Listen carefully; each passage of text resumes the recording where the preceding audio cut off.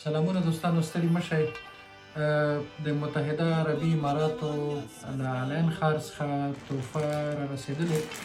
دا تحفه نو زموږ ډېر ګران ملګري مطیع الله عابد صاحب رالېږلې ده. هغه خیاطي لري او ډېره ښه ښکلې خیاطي لري. تاسو به په ټیک ټاک کې د هغه ویډیوګانې ګورئ. ډېر ښایسته ښایسته لباسونه او جوړې جوړوي. نو موږ سره یې مینه کړې او له اماراتو نه دغه جوړه رالېږلې ده. زه به اوس خلاص کړم او وګورو چې دې کې کوم ډول جوړه ده موږ باندې پیرزو کړې ده.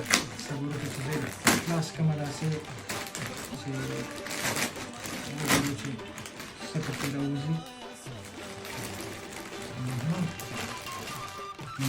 دا ده ماشاءالله ډېره زبردسته جوړه ماته ښکاري.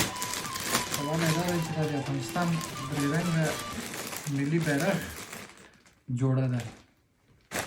واه واه، ډېر ښایسته یې ډیزاین کړی دی. دا لستوڼي تاسو وګورئ ماشاءالله. دا چې زه واغوندم نو بیا به تاسو خوند وګورئ. ډېر ښایسته دا بغلونه د هغه یې ټول ډېر ښه ډیزاین شوي دي. تاسو وګورئ. نو بیا هم چې کله واغوست له خیره سره بیا به نو نور خوند به وکړي.